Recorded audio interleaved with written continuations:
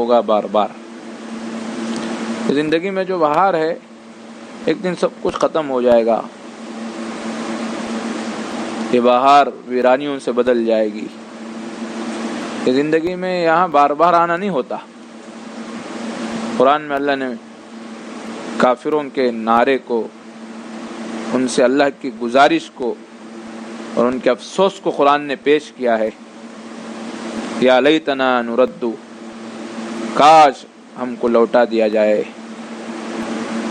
اب ہم نے سمجھ لیا. قالوا سمعنا واطعنا قل یتوفاکم ملک الموت الذی اکل بکم ثم الی ربکم ترجعون.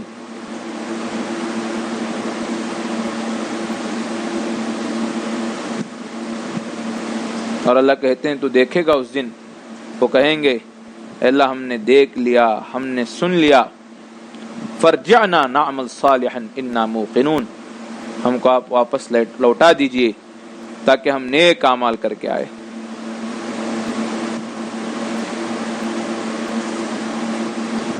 وَلَوْ تَرَى إِذِ الْمُجْرِمُونَ نَاكِسُو رُؤُوسِهِمْ عِنْدَ رَبِّهِمْ، جب آپ مجرموں کو دیکھیں گے اپنے رب کے سامنے سر جھکائے ہوئے کھڑے ہوں گے. ربنا ابصرنا، اللہ ہم نے دیکھ لیا، سن لیا. فرجعنا نعمل صالحا، ہم کو واپس لوٹائیے تاکہ ہم نیک اعمال کر کے آئے. اللہ کہتے ہیں وَلَوْ شِئْنَا لَآتَيْنَا كُلَّ نَفْسٍ هُدَاهَا وَلَكِنْ حَقَّ الْقَوْلُ مِنِّي لَأَمْلَأَنَّ جَهَنَّمَ مِنَ الْجِنَّةِ وَالنَّاسِ أَجْمَعِينَ.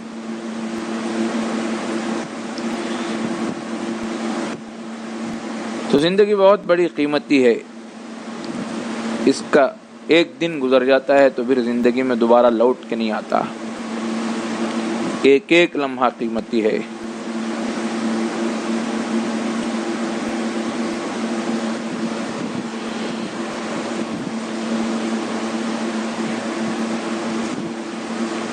زندگی اور وقت ایسی چیز ہے، اس میں دو چیزیں بڑی اہم ہیں. ایک گزرتا بھی جلدی ہے اور گزرتا ہوا واپس بھی نہیں آتا. گزرتا بھی بہت جلد ہے اور گزرتا بھی واپس نہیں آتا. اور حدیث میں آتا ہے قیامت کے قریب وقت ایسا تیزی سے گزرے گا، سال مہینے کے مانند ہو جائیں گے، مہینے ہفتے کے مانند ہو جائیں گے، ہفتے دن کے مانند ہو جائیں گے. آج ہم اپنی آنکھوں سے دیکھ رہے ہیں دن ڈھلتے جا رہے ہیں لیکن کام ادھورے کے ادھورے، زندگیاں ادھوری کے ادھوری. زندگی میں جو سستی، کاہلی اور غفلت جو تھی وہ ختم نہیں ہوئی، لیکن سال سال گزر گئے ہمارے.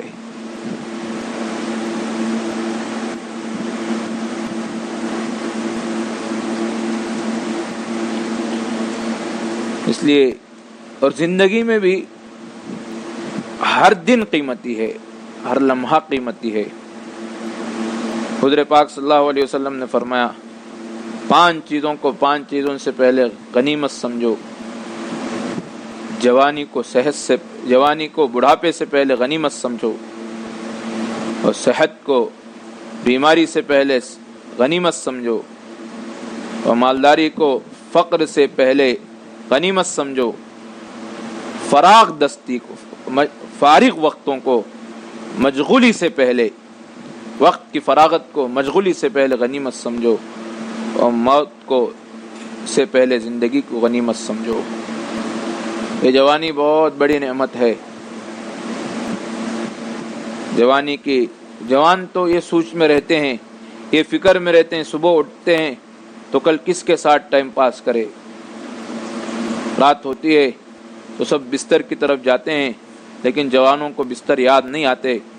رات میں وہ گپ شپوں میں اور بس یا تنہائی میں پوری رات گزار دیتے ہیں.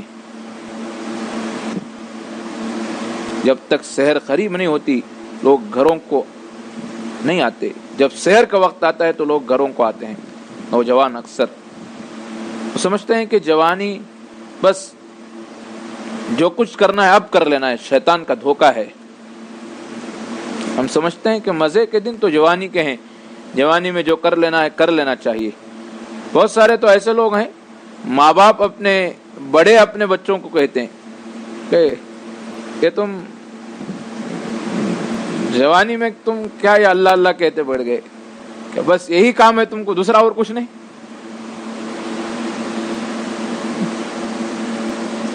جوانی میں تم نے سر پہ اتنی بڑی ذمہ داری اٹھا لی. جوانی تو مزے کے دن ہیں, دین کے کام تو پھر کریں گے. بڑے لوگ چھوٹوں کو بعض وقت کہتے ہیں اور سمجھتے ہیں کہ جوانی ہی میں جو کچھ کر لینا ہے کر لینا ہے.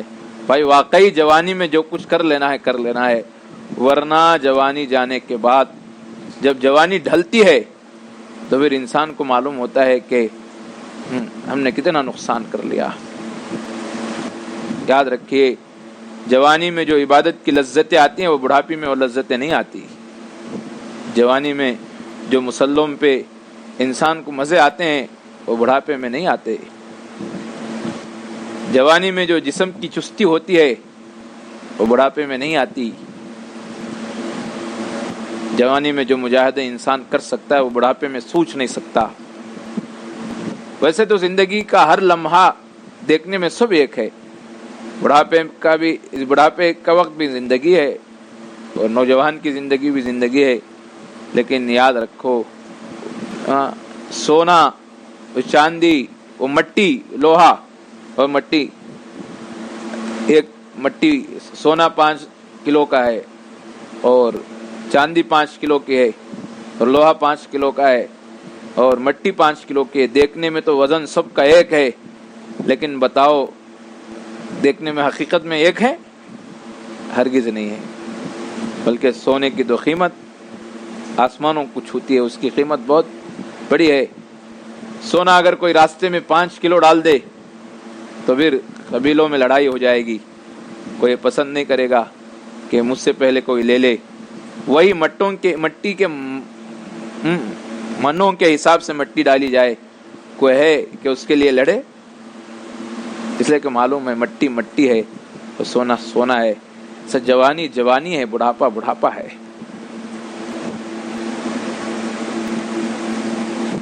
اس لیے کسی عارف نے کہا وقت پیری گر کے ظالم می شوت پرہیزگار, کہ بڑھاپے میں ظالم بھیڑیا بھی پرہیزگار بن جاتا ہے. اس لیے کہ اب اس کو کوئی طاقت نہیں ہے کسی پہ حملہ کرے. بڑھاپے میں تو گنہگار بھی متقی بن جاتے ہیں, نیکی پہ آ جاتے ہیں. در جوانی توبہ کردن شیوہ پیغمبری. اصل بات تو جوانی میں توبہ کرنا یہ پیغمبروں کا شیوا ہے. جوانی میں توبہ کرے, یہ حقیقت میں اللہ کے نیک بندوں کا شیوا ہے.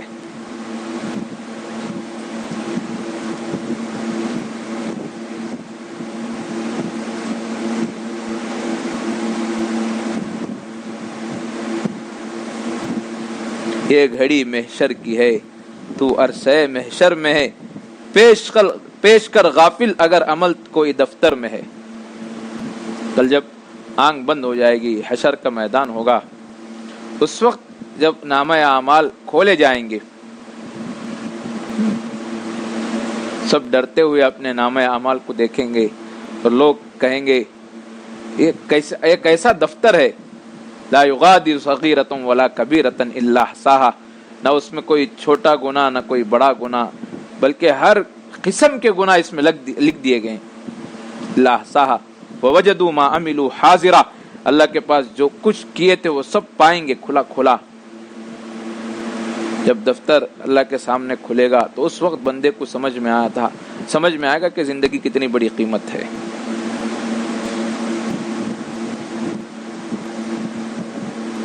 تو بزرگوں اور عزیز ساتھیوں اور محترم خواتین, زندگی جہد مسلسل کا نام ہے. مسلسل کوشش.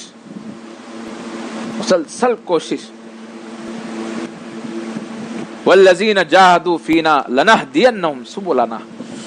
جو ہمارے راستے میں جہد مسلسل, جہاد کہتے ہیں یہ جو جہاں قرآن میں بہت زیادہ یہ لفظ آیا ہے اس کے معنی جہد مسلسل, مسلسل کوشش، اور اس راستے میں جو پریشانی آئے اس پہ صبر، اس پہ برداشت، اپنی رفتار کم نہیں ہونا چاہیے، اپنے کام سے پیچھے نہیں ہونا چاہیے، یا کبھی رفتار کبھی کچھ کم ہو سکتی ہے، اپنے کام سے پیچھے ہٹنا نہیں چاہیے۔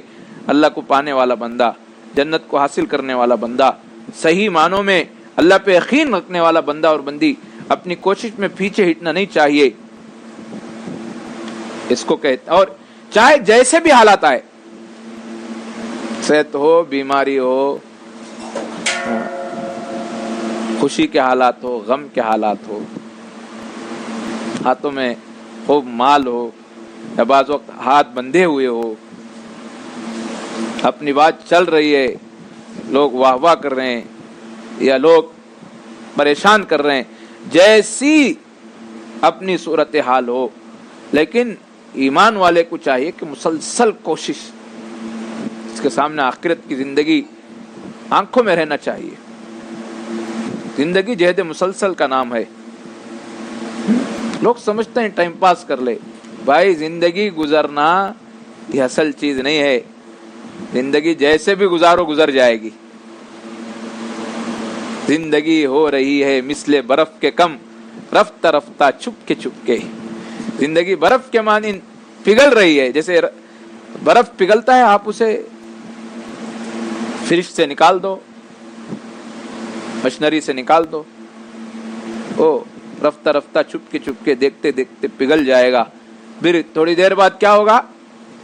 کچھ نام و نشان نہیں رہے گا برف کا، بعد میں آنے والے کو معلوم بھی نہیں ہوگا کہ فلاں یہاں برف رکھا ہوا تھا۔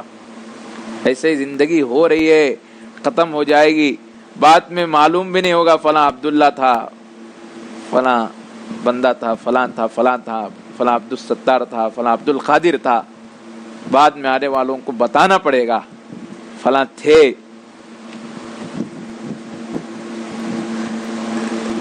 اس لیے زندگی کہتے ہیں بندگی ہو، بغیر بندگی کے زندگی نہیں ہے، زندگی بے بندگی شرمندگی، زندگی بغیر بندگی کے شرمندگی ہے، بندگی کرو اللہ کے ہاں قدر ہے۔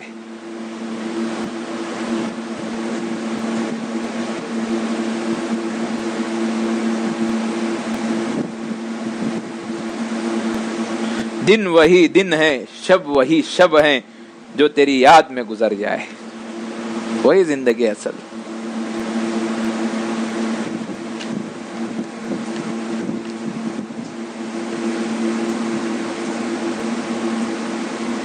اور لوگ سمجھتے ہیں اپنے کو خوش فہمی میں ڈالتے ہیں، چلو ہم کچھ نہ کچھ وقت نیکی میں گزار لیتے ہیں، اور زندگی کا بہت سارا حصہ پھر بھی ہم بیکار کاموں میں لگاتے ہیں، اور سمجھتے ہیں کہ ہم نے بہت تھوڑا وقت ہم نے بس عبادت کے لیے، دین کے کاموں کے لیے نکال لیا۔ نہیں، اگر زندگی میں کوئی بے ضرورت کوئی لمحہ بھی گزر رہا ہے، سمجھو ہمارے لیے نقصان کی چیز ہے۔ ایمان والوں کی صفت والذین هم عن اللغو معرضون، لغو باتوں سے، لغو کاموں سے اعراض کرنے والے ایمان والوں کی صفت اللہ نے بیان فرمایا۔ لمحے کو زندگی کے لیے کم نہ جانیے، لمحے کو زندگی کے لیے کم نہ جانیے، لمحہ گزر گیا سمجھے صدی گزر گئی، صدی کہتے ہیں 100 سال کو، لمحہ گزر گیا سمجھو صدی گزر گئی، خطرے خطرے سے دریا بنتا ہے، لمحے لمحے سے زندگی گزر جاتی ہے۔ آج بہت عجیب معاملہ ہے، نوجوان، بوڑھے، بڑے، نوجوان، بچے، ماں باپ، بڑے چھوٹے، پھر عورتیں، سب بس زندگی، چلو صبح ہو گئی تو رات کا انتظار رہتا ہے، رات ہو گئی تو صبح کا انتظار رہتا ہے۔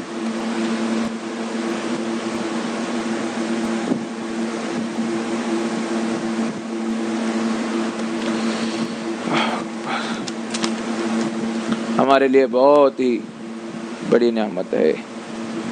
ہم اس سے پہلے مسجدوں میں بہت اچھی عبادت کرتے تھے، مؤذن پکار پکار کے اللہ کی طرف بلاتے تھے. کوئی مسجد میں آیا تو مسجد سے باہر کوئی ڈھکیلنے والا نہیں تھا. لیکن آج حال یہ ہے کہ آنا چاہتے ہیں, کوئی اندر لینے کو تیار نہیں ہے. اس سے پتہ چلتا ہے وقت ایک ہی نہیں رہتا. زندگی ایک ہی وقت نہیں رہتا, وقت بدلتے رہتے ہیں. جو وقت ہو اس کو غنیمت سمجھ لو.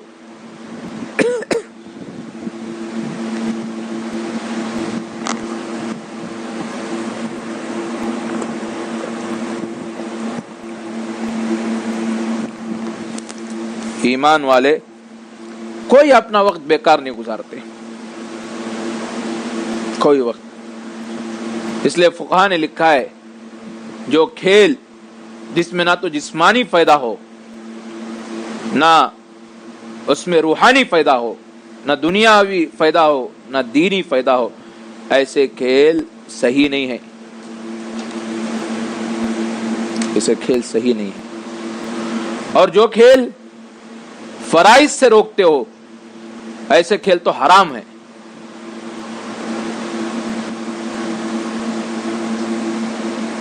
ایک تو ہے کہ جس کھیل میں جوا ہو, ہم بھی اس کو حرام سمجھتے ہیں. اکثر لوگ جو ذرا دیندار ہیں اس کو حرام کھیل میں جوا نہ ہو, کھیل میں کوئی خرابی نہ ہو, لیکن اس میں لگ کے بندہ فرائض سے دور ہو جاتا ہو, فرائض میں کوتاہی ہو جاتی ہو, ایسے کھیل حرام ہے. اور اگر فرائض تو پڑھ لیتا ہے لیکن اس میں بہت زیادہ وقت گزاری کر رہا ہے, اس میں نہ تو دنیاوی فائدہ نہ دینی فائدہ, وہ کھیل بھی مناسب نہیں ہے.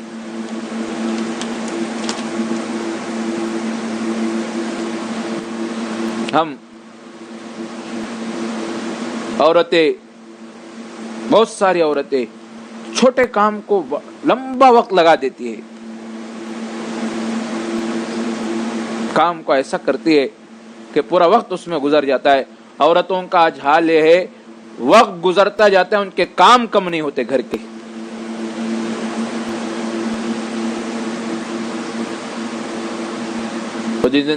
اور جو بہت زیادہ گھر کے پیچھے لگ کے گھر کو پاک کرنے میں, گھر کو سنوارنے میں, گھر ہی کے کاموں میں اپنی زندگی گزار دیتی ہے, لوگ اس کو شاباشی دیتے ہیں, بہت ہی اچھی عورت ہے بھائی, بہت اچھی عورت ہے, پاکی صفائی یہ سب اپنی جگہ بہت اچھی چیز ہے.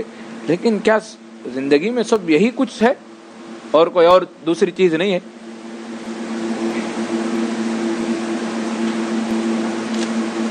ہم کئی گھنٹے گزار دیتے ہیں, ہم کو اپنے وقت کا احساس نہیں رہتا. حالانکہ جن کے سامنے منزل سمجھ میں آ جائے, جس کو آخرت کا یقین ہو جائے, جس کو اللہ کے سامنے ایک ایک نعمت کا جواب دینا ہے, ان کے لیے تو بہت ہی مصیبت ہوتی ہے ایک پل کا بیکار کام میں گزر جانا. اس لیے کہ ایک پل کو روکنے سے دور ہوگی منزل, ایک پل کو روکنے سے دور ہوگی منزل. صرف ہم نہیں چلتے, راستے بھی چلتے ہیں.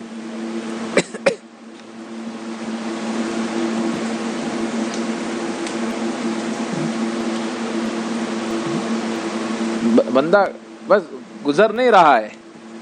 جو وقت جس بندے کو مل گیا, جس سہولت کے ساتھ ملا, پھر وہ سہولت آنے والی نہیں ہے. ہم نہیں چل رہے ہیں. کوئی نیکی کا موقع ہے تو اس کو کر گزرو جتنا جلدی ہو سکے. نیکی میں تاخیر مت کرو. آج کا کام کل پر مت ڈالو. بچپن میں پڑھتے تھے, بچوں کو پڑھایا جاتا ہے, اس لیے کہ جس سہولت کے ساتھ اور جن اسباب کے ساتھ آج جو عمل کرنے کو تم کو وقت ملا ہے, پھر وہ سہولتیں نہیں ملے گی کل تم کر دو. بہترین محترم خواتین اور بڑے عزت کے لائق ساتھیوں, یہ اوقات اتنے قیمتی ہیں. واللہ یہ عاجز آپ سے کہتا ہے کہ اپنے بڑوں کی زندگی دیکھے تو یہ اوقات بہت قیمتی ہیں, بہت قیمتی ہیں, بہت قیمتی ہیں, بہت قیمتی ہیں. اس کو ایسے ہی گزار دینا یہ ناقدری ہے. ایک تو یہ ہے کہ اس میں کوئی مجبوریاں انسان کو بند کر دیا گیا. اب باہر نکلنے نہیں دیا جا رہا ہے. بھائی ایسے اوقات پھر آنے والے نہیں ہیں، ایسی فرصت پھر ملنے والی نہیں ہے. ایسا سکون سے اگر گھر میں بیٹھے تو گھر والے بیٹھنے نہیں دیں گے. تو انسان کو ضرورتیں اور مجبوریاں بیٹھنے گھر میں نہیں دے گی.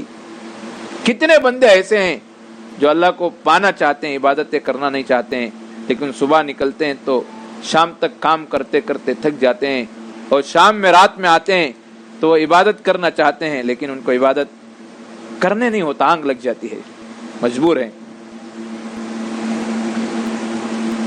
تو ہم کو چاہیے کہ بہت قیمتی وقت ہے، اور جو بندے اللہ کو پانا چاہتے ہیں ان کے لیے تو بہت ہی قیمتی اوقات ہیں. یوں سمجھیے رمضان آنے سے پہلے اللہ نے رمضان کو گزارنے کا ایک ماحول پہلے ہی سے دے دیا. رمضان آنے تک بندہ پوری طریقے سے رمضان گزارنے کے قابل اپنے کو بنا لے، اور رمضان پورا اس کا گویا اللہ سے تعلق میں گزرے، اللہ کی یاد میں گزرے.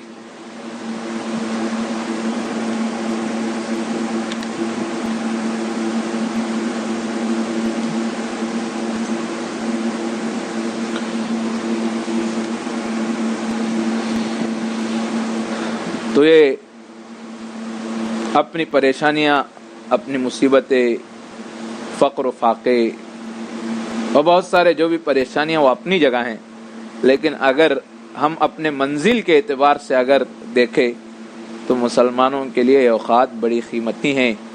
ایسی خلوت، ایسی تنہائی بھی زندگی میں کبھی دیکھنے کو نہیں ملے گی. اور یاد رکھیے بندے کو خلوت اور تنہائی کا مل جانا یہ بہت ہی بڑی نعمت ہے، تاکہ اس خلوت میں بندہ مخلوق سے کٹ کے اپنے اللہ کی یاد میں اور اللہ کے یاد کے استحضار کے ساتھ اوقات گزارتا ہے. تو انسان کو وہ نعمتیں نصیب ہوتی ہیں جو جلوت میں نصیب نہیں ہوتی. انسانوں کے ساتھ رہ کے وہ کیفیات نہیں پا سکتا. ہم مجموعوں کے مزے دیکھے ہیں، تنہائیوں کے مزے نہیں دیکھے. ہم بازاروں میں دوستوں کے ساتھ گپ شپ کرنے میں، اچھی اچھی باتیں کرنے کے مزے ہم دیکھے ہیں، تنہائی میں اپنے اللہ کے ساتھ اللہ کی یاد میں بیٹھنے کے مزے نہیں دیکھے. بھائی انسان ایک اللہ کی چھوٹی مخلوق ہے. اس کمزور انسان کے ساتھ گزارنے میں جب اتنے مزے ہیں تو جو بندہ اللہ کی یاد میں بیٹھ کے تنہائی میں گزارے تو اس کے کیا مزے ہوں گے. بہت قیمتی ہیں. حدیث میں آتا ہے خصوصیت کے ساتھ، ایک تو اپنی جوانی کو غنیمت سمجھو بڑھاپے سے پہلے. جوانی میں جو عبادت ہو سکتی ہے بڑھاپے میں نہیں ہو سکتی. کتنے بندے ایسے روتے ہیں ہم کو سجدہ کرنا نصیب نہیں ہوتا. کتنے بندے ایسے ہیں کہتے ہیں کہ ہم مسجد نہیں آ سکتے، ہم کو پاکی نہیں رہتی.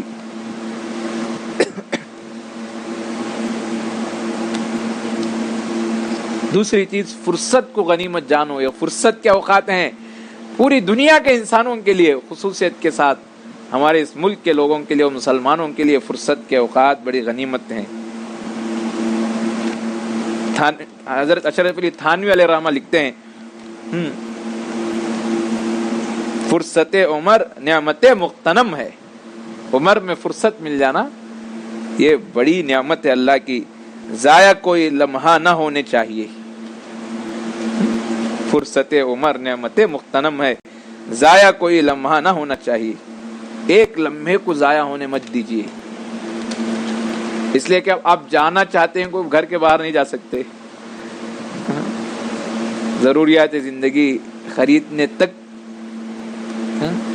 روک دیا گیا ہے. اب کچھ بھی نہیں کر سکتے تو کتنی اچھی بات ہو کہ نیت کر لے کہ ہم اللہ کو پانا ہے، ہم اللہ کو حاصل کرنا ہے، اللہ کی یاد اپنے دل میں بٹھانا ہے. تو نیت کر لے کہ اللہ کی یاد میں ہم زندگی گزاریں گے.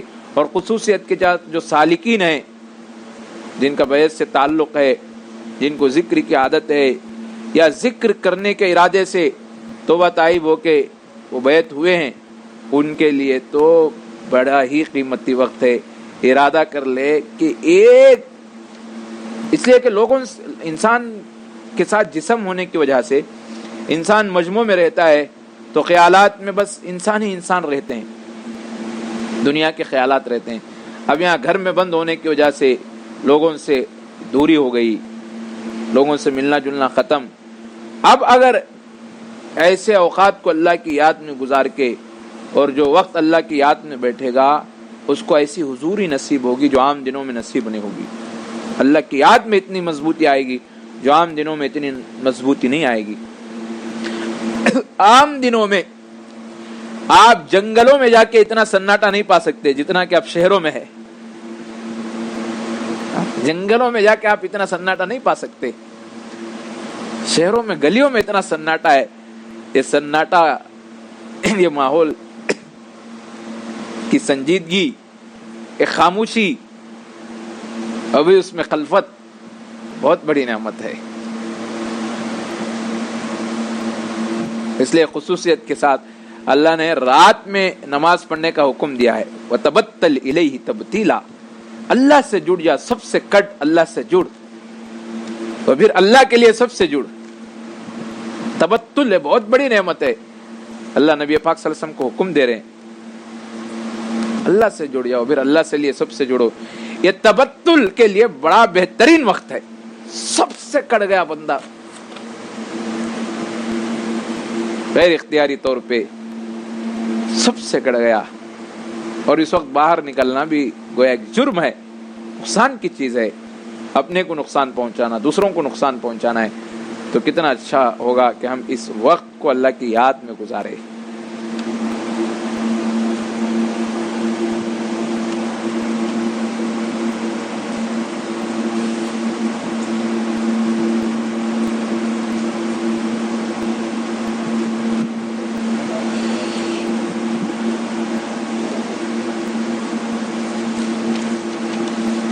اس لیے اللہ فرماتے ہیں وَسَارِعُوا إِلَى مَغْفِرَةٍ مِّن رَبِّكُمْ وَجَنَّةٍ عَرْضُهَا السَّمَاوَاتُ وَالْأَرْضُ، آپ اپنے رب کی مغفرت کی طرف دوڑو، ساری وہ دوڑ لگاؤ، اور ایسی جنت کی طرف جو بہت کشادہ ہے.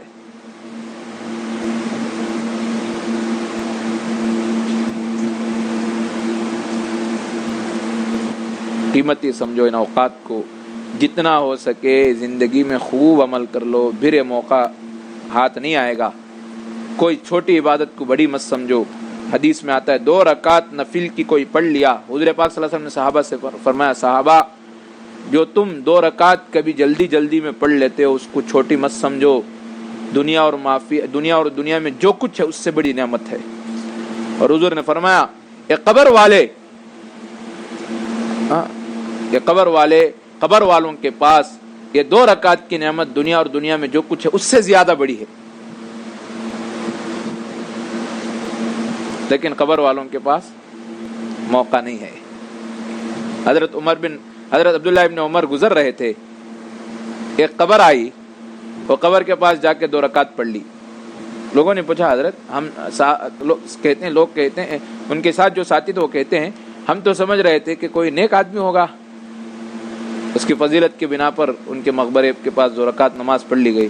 لیکن بعد میں ہم نے پوچھا تو حضرت نے فرمایا میں گزر رہا تھا یہاں قبر سے، قبر والے اب اندر یہ سوچ رہے ہوں گے کاش ہم کو موقع مل جائے ہم 2 رکعت پڑھ لے، لیکن اب ہمارے پاس موقع نہیں ہے. مجھے خیال آیا قبر والے سوچ رہے ہیں تو میں فوراً اتر کے 2 رکعت پڑھ لیا کہ قبر والوں کے پاس تو وقت نہیں ہے، میرے پاس تو اللہ نے وقت دیا ہے، چلو میں 2 رکعت پڑھ لیتا ہوں.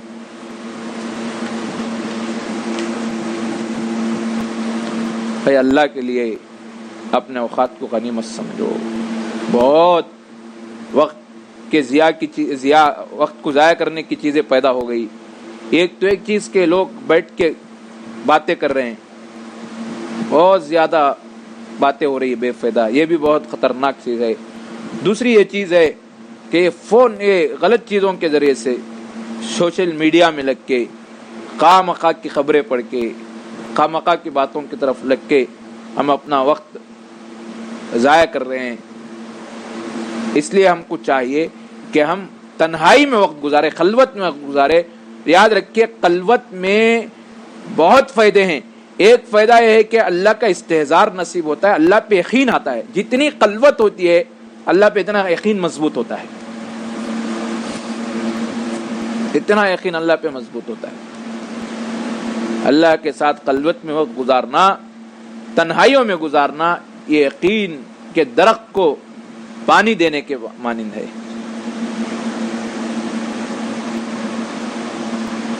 اس سے پھر یہ یقین بنتا ہے، اور آپ بیکار کی خواہ مخواہ کی ادھر ادھر کی خبریں آپ پھیلاتے رہیں گے اور ان خبروں کو لے کے بیٹھ جائیں گے تو جتنی دنیا کی باتیں کرتے ہیں کثرت سے، یقین میں اتنی کمی آتی ہے۔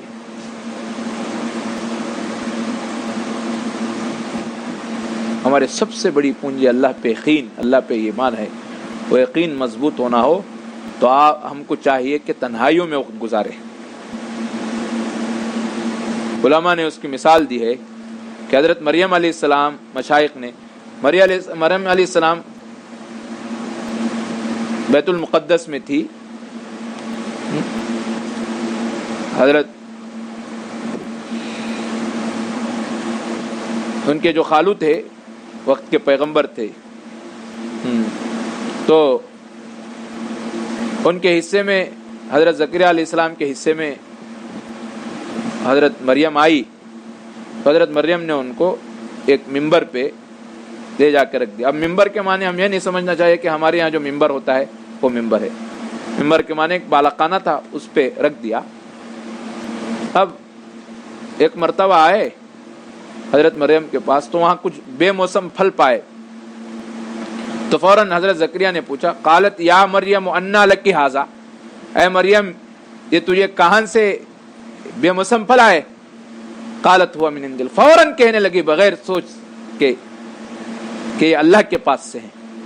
علماء نے لکھا، یہ خلوت، مشائخ نے لکھا، یہ خلوت کی وجہ سے اللہ کا اتنا احتضار تھا کہ آ کے پوچھنے والا انسان ہے اور پوچھ رہا ہے، حضرت زکریا پوچھ رہے ہیں کہاں سے بے پھل آئے، تو کہتے ہیں کہ اللہ کے پاس سے۔ یہ اتنا اللہ کا استحضار، اللہ پہ یقین اس لیے تھا کہ خلوت میں تھی، لوگوں سے کٹی ہوئی تھی۔ وہی مریم جب کچھ بڑی ہو جاتی ہے اور حضرت جبرائیل ان کے پاس اللہ کی طرف سے اللہ کا حکم لے کے آتے ہیں، حکم لے کے آ کے اللہ کا کہ حضرت ان کے اللہ نے ان سے حضرت عیسیٰ علیہ السلام کو پیدا کرنا چاہا، تو آ کے فرشتہ نمودار ہوتا ہے، آ کے کہتے ہیں اللہ تجھ کو بیٹا دینے والا ہے، تجھ کو حمل ہوگا۔ تو وہ کہنے لگے مجھ سے کہاں سے حمل ہوگا؟ لم یمسسنی بشر، کہ مجھے کوئی انسان نہیں چھوا تو مجھے اولاد کہاں سے ہوگی؟ تو مشائخ نے لکھا، فرشتہ آ کے کہہ رہا ہے اللہ نے فیصلہ کیا ہے کہ تم کو اولاد ہوگی، تو فرشتہ آ کے کہہ رہا ہے، تو فرشتے کو دیکھنے کے باوجود مریم کہہ رہی ہے کہ مجھے کیسے اولاد ہوگی حالانکہ مجھے کوئی انسان نہیں چھوا۔ یہاں چونکہ آبادی میں خلوت میں نہیں تھی، آبادی میں تھی، لوگوں کے درمیان تھی، تو آ کے فرشتہ کہنے کے باوجود حضرت مریم ماننے کو تیار نہیں۔ حضرت مریم کہہ رہی کہ مجھے کوئی انسان نہیں چھوا، مجھے کہاں سے اولاد ہوگی؟ یعنی اسباب پہ نظر ہے، یہاں فرشتہ آ کے کہہ رہا ہے لیکن حضرت مریم کی نظر اسباب پہ، اس لیے کہ اسباب یہ ہے کہ کوئی اولاد ہونا ہو تو انسان اور عورت کے ملنے سے حمل ٹھہرتا ہے، پھر اس سے اولاد دنیا میں آتی ہے۔ اب یہاں اسباب پہ نظر ہے، لیکن وہاں حضرت مریم علیہ السلام چھوٹی ہے، ان کے پاس پھل آئے ہوئے ہیں اور آ کر پوچھنے والے حضرت زکریا علیہ السلام ہیں، لیکن فوراً آ کے پوچھتی ہے، تو حضرت مریم علیہ السلام کی نظر اسباب پہ نہیں تھی بلکہ اللہ پہ، ان کی مسبب الاسباب پہ نظر تھی۔ فوراً کہنے لگے یہ اللہ کی طرف سے ہیں، خالت ہوا من عند اللہ، یہ اللہ کے پاس سے۔ تو اس سے مشائخ نے لکھا، خلوت میں وقت گزارنے سے انسان کو یقین مضبوط ہوتا ہے، اور پھر خلوت میں بہت زیادہ وقت گزارنے سے انسان کو اللہ سے تعلق ہوتا ہے تو اچھی صفات بھی انسان کے اندر آتی ہے۔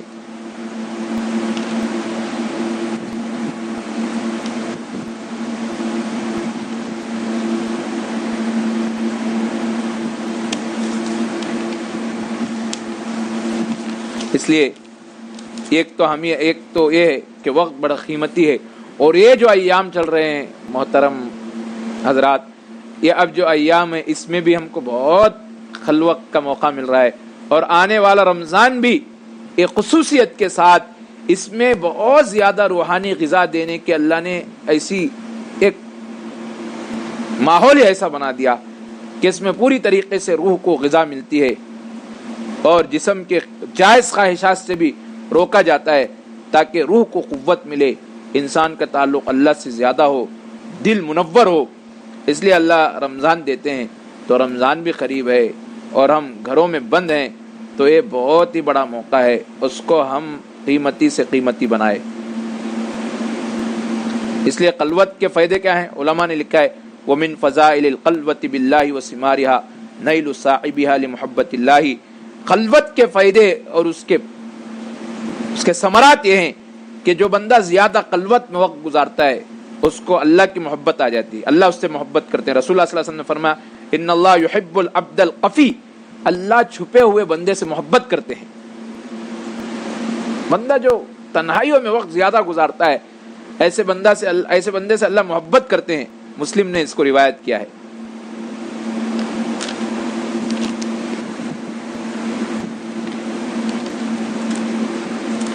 ایک بزرگ لکھتے ہیں، ایک علم والے، اذا ما قلوت الدہر یوما فلا تقل قلوت، جب تو کسی دن خلوت میں وقت گزارے تو یہ نہ سوچ کہ میں اکیلا ہوں، خلوت میں ہوں، ولیکن قل علی رقیب، بلکہ یہ کہ مجھے کوئی نگہبان دیکھنے والا مجھے دیکھ رہا ہے۔ خلوت میں بندہ ہوتا ہے تو یہ نہیں کہ بندہ تنہا ہو گیا، بلکہ اللہ دیکھ رہے ہیں۔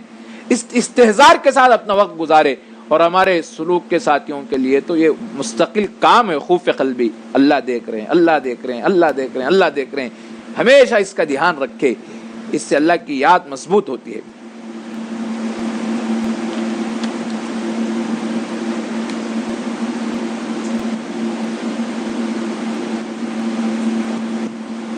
اور اللہ کو کبھی بھی ایک لمحے کے لیے بھی اپنے بندے سے غافل مت سمجھ، اللہ ہمیشہ بندے کو دیکھ رہے ہیں، اور اللہ سے کوئی چیز غائب نہیں ہے۔ اس استحضار کے ساتھ خلوت میں ایسا وقت گزارنا بہت ہی فائدہ مند ہے۔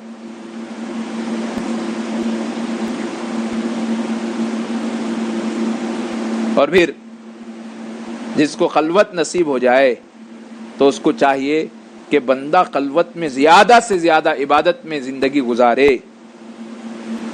یہ صالحین کا شعار ہے، نیک اللہ کے بندے خلوت میں زیادہ سے زیادہ وقت اللہ کی عبادت میں گزارتے ہیں، ان کا طریقہ رہا ہے۔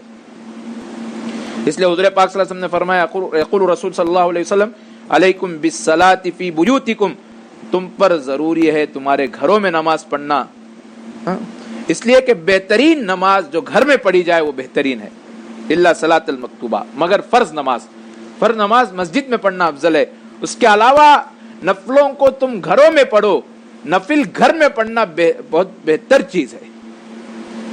اب تو ہم کو فرائض سے بھی روک دیا گیا، گھروں میں نماز پڑھ رہے ہیں، تو یہ ویسے تو مسجد میں فرض نماز پڑھنا بہت ہی فائدہ مند چیز ہے، ثواب کبائی سے زیادہ ضروری ہے، لیکن اب چونکہ ہم کو کوئی راستہ ہی نہیں ہے تو مجبوراً ہم گھروں میں نماز پڑھ رہے ہیں، تو پھر دل لگا کے اللہ کی حضوری کے ساتھ اللہ کی عظمت کا خیال کر کے اپنی نمازوں کو پڑھیے۔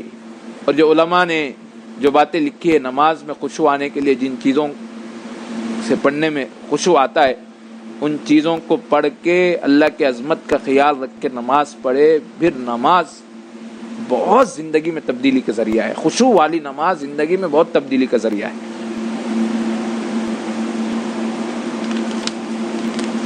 مسلم بن یسار کہتے ہیں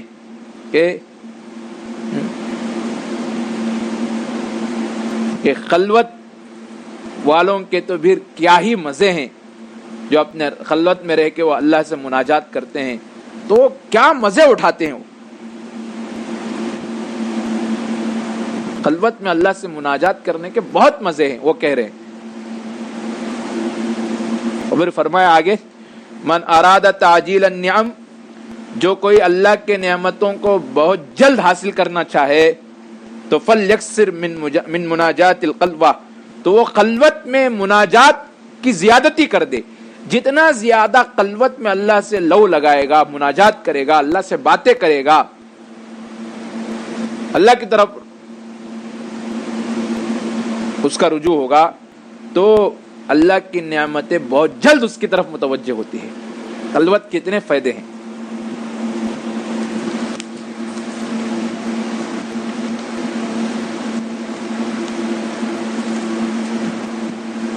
تو بہرحال محترم خواتین، تو ایک تو یہ ہے کہ زندگی کا ہر وقت بڑا قیمتی ہے. بڑی قیمتی زندگی ہے ہماری، ایسے ہی بیکار کاموں میں گزارنا یہ ایمان والوں کا طریقہ نہیں ہے. ایمان والے تو اللہ پہ یقین رکھتے ہیں اور اللہ کے سامنے ایک دن پیش ہونے کا یقین رکھتے ہیں، آخرت کی اہمیت کا اندازہ ہوتا ہے، تو ان کے لیے دنیا بہت بڑی قیمتی ہے، بہت بڑی قیمتی ہے. علماء نے لکھا ہے کہ ایک تابعی کہتے ہیں ہم نے صحابہ کو پایا، ان میں ہم نے دو چیزیں ان کے پاس پائی. ایک چیز یہ ان کے پاس تھی کہ وہ وقت کو سونے درہم و دینار سے زیادہ احتیاط سے خرچ کرتے تھے. صحابہ وقت کو درہم و دینار سے زیادہ احتیاط سے گزارتے تھے، خرچ کرتے تھے. تو ایک تو ہے کہ ہر وقت ہمارے لیے قیمتی ہے. اور پھر حدیث میں خاص فرمایا گیا پانچ چیزوں کو پانچ چیزوں سے پہلے غنیمت سمجھو. اس میں ایک یہ ہے کہ فرصت کو غنیمت جانو، مشغولی سے پہلے. یہ فرصت ہی فرصت ہے ہمارے لیے، فرصت ہی فرصت. خوب اللہ کی طرف ہم رجوع ہو سکتے ہیں. اور پھر آنے والا وقت رمضان کا وقت ہے، اس میں تو پوری طریقے سے ہم اللہ کی طرف متوجہ ہونا ہے. تو اس کے لیے یہ ایام بہت قیمتی ہیں. اب ہم عادت بنائیں اپنے آپ کو مخلوق سے کاٹنے کی. پہلے سے کٹے ہوئے ہیں سب سے، تو عادت بننا بہت آسان ہے. سب مخلوق سے کٹ جائے. پوری زندگی ہم نے خیالات میں گزاری ہے، لوگوں کے ساتھ رہ کے گزاری ہے. اپنے اللہ کے ساتھ خلوت میں گزار کے ذرا اس کے فائدے دیکھے. اللہ کے ساتھ بندہ تنہائی میں وقت گزارتا ہے تو اللہ پہ یقین آتا ہے. تو یہ وقت بڑی قیمتی ہے. یہ جو ہم پہ یہ جو وقت گزر رہا ہے، یہ فرصت کا وقت ہے، اس کو غنیمت جانے. اور پھر فرصت ایسی ہے کہ خود بغیر اختیار کے ہم کو ایک خلوت بھی ملی ہوئی ہے، تنہائی بھی ملی ہے، سب مخلوق سے کٹے ہوئے ہیں. اس لیے خلوت بہت اہمیت کی چیز ہے. انسان کے کردار کے بنانے میں اور انسان اللہ کی طرف رجوع ہونے میں خلوت کو بہت اہمیت ہے. خلوت کا وقت انسان گزارنا پڑتا ہے، جب جا کے اللہ سے تعلق ہوتا ہے، مخلوق سے کٹنا پڑتا ہے. اس لیے حضور پاک صلی اللہ علیہ وسلم رمضان میں اعتکاف کا اہتمام فرماتے تھے. اور نبوت سے پہلے حضور پاک صلی اللہ علیہ وسلم غار حرا میں جا کے کیا کرتے تھے؟ خلوت میں بیٹھتے تھے، اللہ کی یاد میں. حضرت عائشہ کہتی ہے حضور پاک صلی اللہ علیہ وسلم غار حرا میں جاتے تھے، حضور کو خواب نظر آتے تھے. پہلے وحی سے پہلے خواب نظر آتے تھے اللہ کی طرف سے.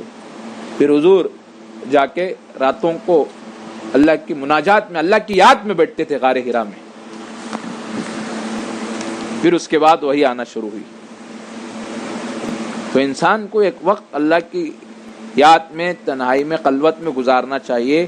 اس سے انسان کو اللہ کا قرب بہت جلد نصیب ہوتا ہے، اللہ پہ یقین آتا ہے. پھر انسان کو اللہ سے تعلق، اللہ پہ یقین آتا ہے تو اچھے صفات انسان میں بنتے ہیں.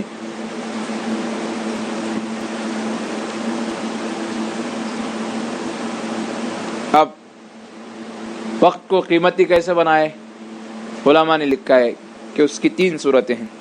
ایک صورت تو یہ ہے کہ سب سے پہلے ہر جو بھی کام کرو اس کو اللہ کے لیے کرو. جو بھی کام کرنا ہے اللہ کے لیے کرنا چاہیے. بیوی بچوں کے پاس ہیں اللہ کے لیے, گھر میں وقت گزار رہے ہیں تو اللہ سے, بچوں کے ساتھ بات میں لگے ہوئے ہیں اللہ کے لیے, رشتہ داروں کے ساتھ بات میں لگے ہوں اللہ کے لیے, کوئی کام میں لگے ہوں گھر کے کام کاج میں اللہ کے لیے. یہ اللہ کی نیت سے کوئی بھی کام کرتے ہیں تو وہ کام پھر بیکار نہیں ہوتا, وہ بھی اللہ کی یاد ہو جاتی ہے, تو اس میں بندے کو اللہ کا قرب حاصل ہو. دوسرا, جتنا ہو سکے اللہ کی یاد میں اپنا وقت گزارے. ایک تو یہ ہے تنہائی میں خلوت میں خوب وقت لگائے, خوب جتنے سالکین جو ہیں وہ جتنا ہو سکے لمبے مراقبے کرے, بہت قیمتی وقت ہے, لمبے مراقبے کرے.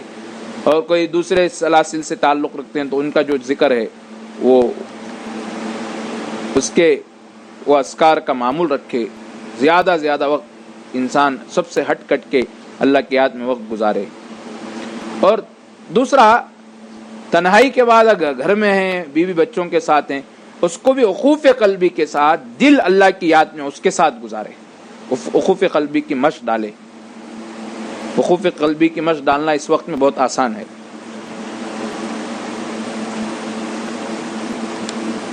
تیسری چیز یہ ہے لغو کاموں میں نہ رہے, لغو کاموں میں نہ رہے. اللہ رب العزت فرماتے ہیں کہ ایمان والوں کی صفت فرمائی کہ والذین هم عن اللغو معرضون, بیکار کے لہو و لعب, بیکار کی باتوں میں, لا یعنی باتوں میں ایمان والے وقت نہیں گزارتے.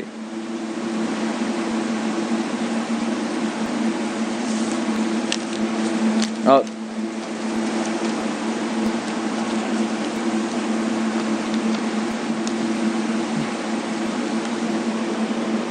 تو لا یعنی میں بیکار کے کاموں میں وقت نہ گزارے.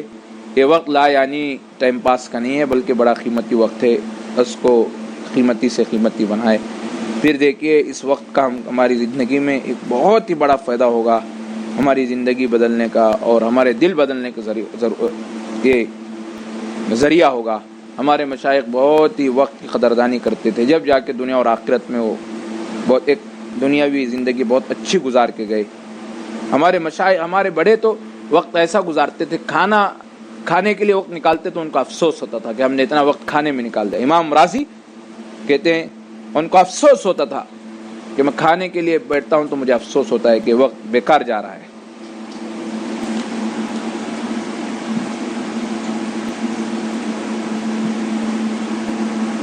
تو بہرحال بہت ہی دوسری چیز یہ ہے, اب ان اوقات کو عبادت میں ہم گزاریں گے تو نفس ماننے کے لیے تیار نہیں ہوگا.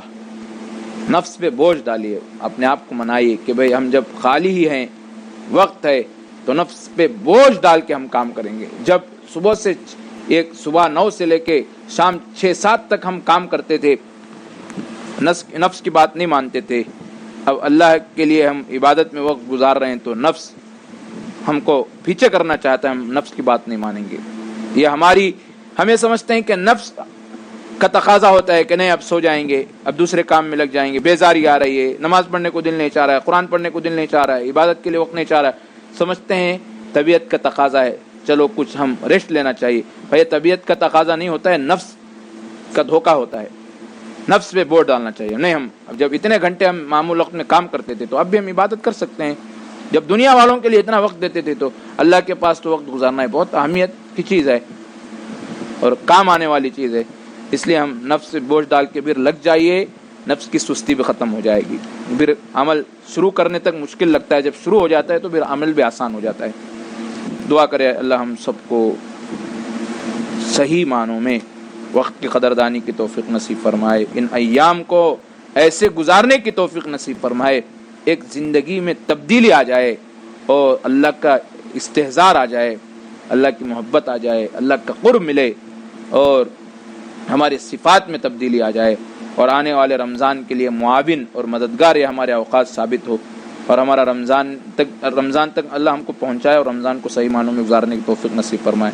آخر دعوانا ان الحمدللہ رب العالمین. کتنا ٹائم کیا ہوئی؟ اللہ اکبر. کب جماعت کب؟ 40 پہ نا.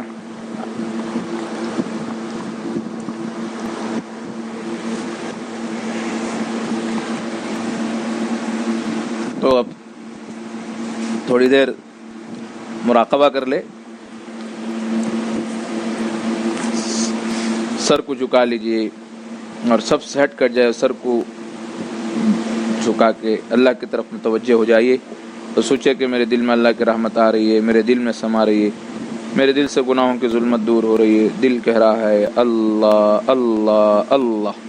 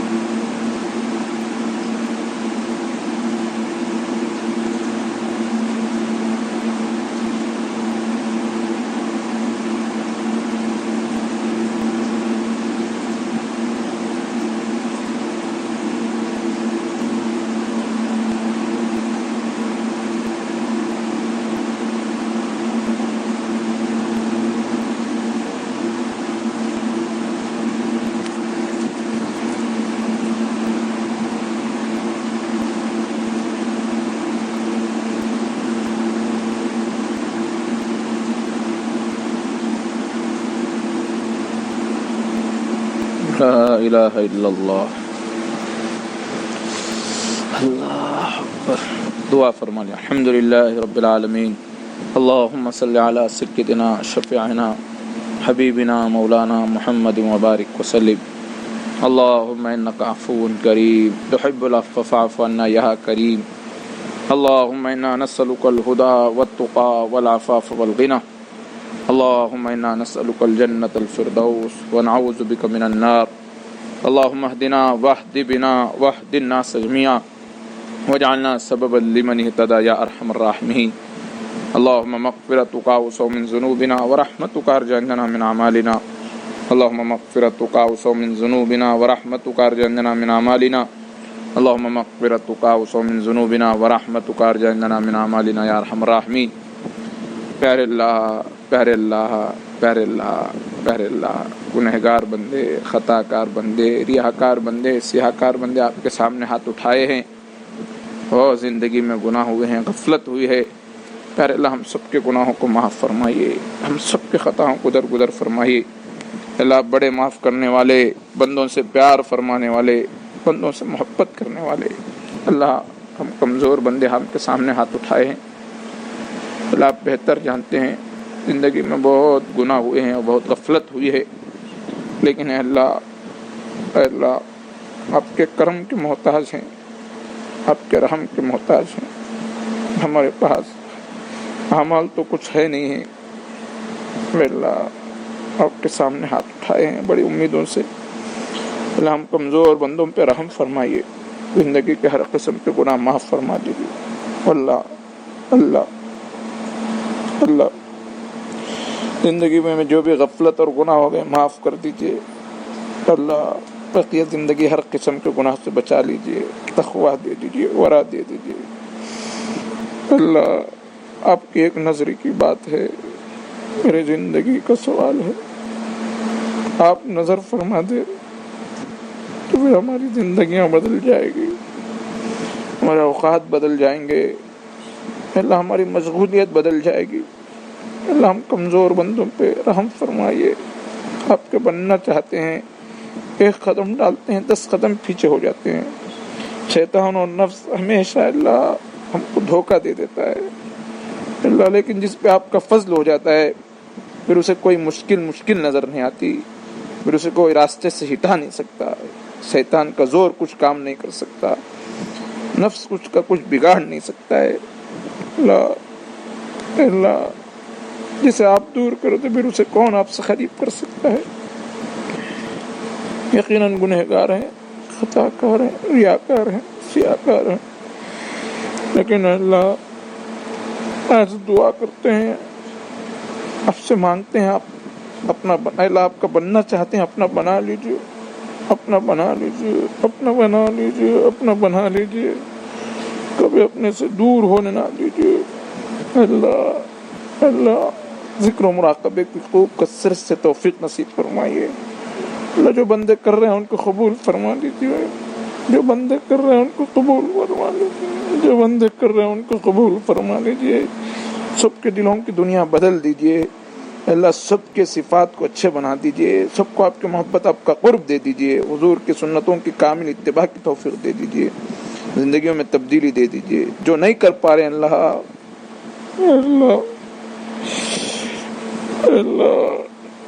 ان اوقات کو صحیح معنوں میں قیمتی بنانے کی توفیق دے دیجیے. جس پہ آپ کا کرم ہو جاتا ہے پھر اسے آپ نیکی پہ لگا دیتے ہیں. ہم سب کو نیکی کی توفیق دے دیجیے. دین کے کاموں سے جوڑ دیجیے، عبادت سے جوڑ دیجیے، مجاہدے والا جسم دے دیجیے. خوب اللہ آپ کے راستے میں کوشش کرنے والا بنائیے. نفس پرستی سے بچا لیجیے، سستی کاہلی سے بچا لیجیے. اے اللہ اے اللہ اے اللہ ابھی مخلوقات کے پندوں میں، خیالات میں، نفسانی شیطانی شہوانی خیالات میں پڑے رہنے سے بچا لیجیے. آپ کا دھیان دے دیجیے، آپ کا دھیان دے دیجیے، آپ کا دھیان دے دیجیے، آپ کا استحضار دے دیجیے. اللہ کمزور بندے رحم فرمائیے، کرم فرمائیے. خوب ذکر کی توفیق دے دیجیے. نمازوں کا پورا اہتمام دے دیجیے. صحیح معنوں میں اللہ صفت احسان کے ساتھ نماز پڑھنا ہم کو آسان کر دیجیے. آپ کے دھیان والی نماز نصیب فرمائیے. وساوس اور خطرات سے بچا لیجیے، جمعیت نصیب فرمائیے اللہ، مشکلات میں پھنسنے سے بچا لیجیے، خواہ کے بیکار کی چیزوں میں پڑنے سے بچا لیجیے، لہو و لعب میں لگے رہنے سے بچا لیجیے اللہ بہت بڑی آپ نے اللہ خلوت کا موقع دیا ہے، مخلوق سے کٹ کے رہنے کا موقع دیا ہے، اس کا فائدہ اٹھانے کی توفیق دے دیجیے، سب کی خوب ترقی فرمائیے، سب کی زندگی میں برکت ڈال دیجیے، صحت میں برکت دے دیجیے، بہت سارے اللہ صحت نہ ہونے کی وجہ سے پریشان ہیں، سب کو صحت دے دیجیے، طاقت دے دیجیے، دلوں سے خوف نکال دیجیے، آپ پہ پورا یقین دے دیجیے، آپ پر توکل دے دیجیے، اس وقت جو وبا پھیلی اس کا خوف دلوں سے نکال دیجیے، آپ پر یقین دے دیجیے اللہ، آپ پر بھروسہ دے دیجیے، آپ پر توکل دے دیجیے، آپ کی طاقت اور عظمت کا علم دے دیجیے، ان اوقات کو ہمارے لیے عبرت بنائیے، اس وبا کو ہمارے لیے عبرت بنائیے، آپ پہ یقین کو مضبوط بنائیے، آپ کی عظمت کا استحضار نصیب فرمائیے اللہ، ہمیشہ اللہ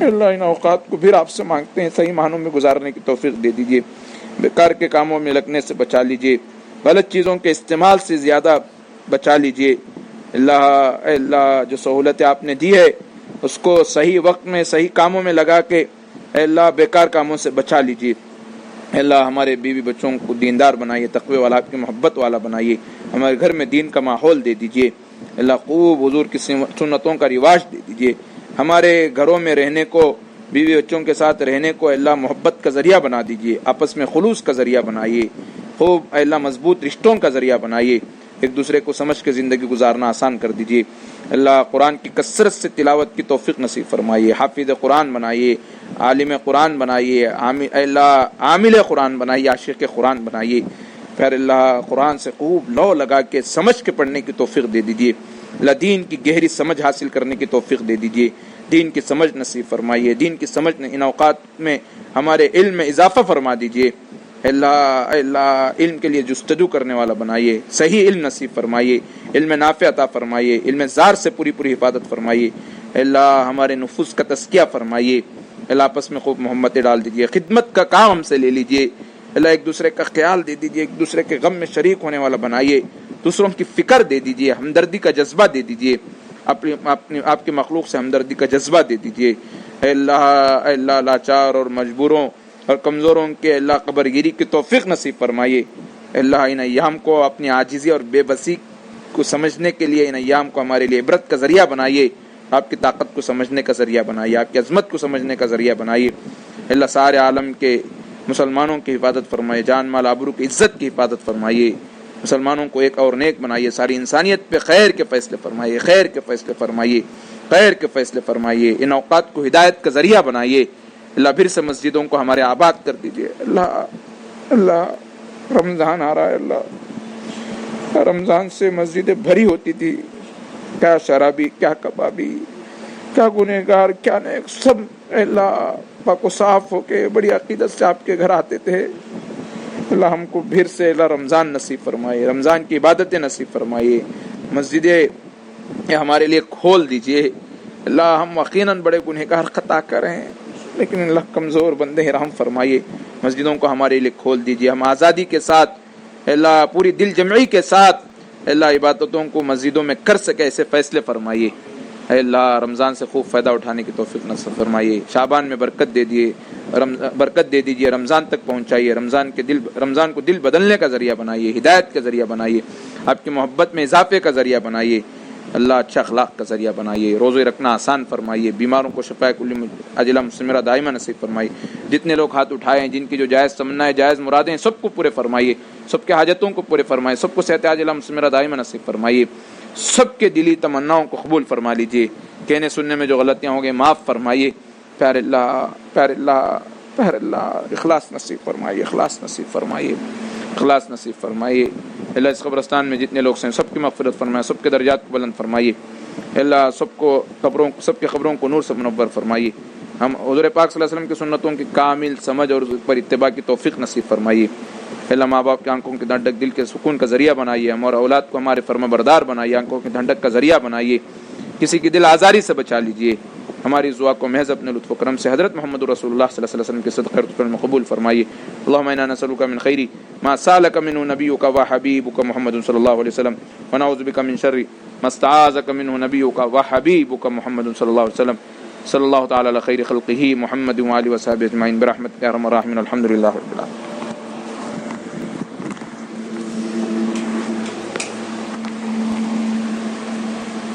آواز آئی بات سی.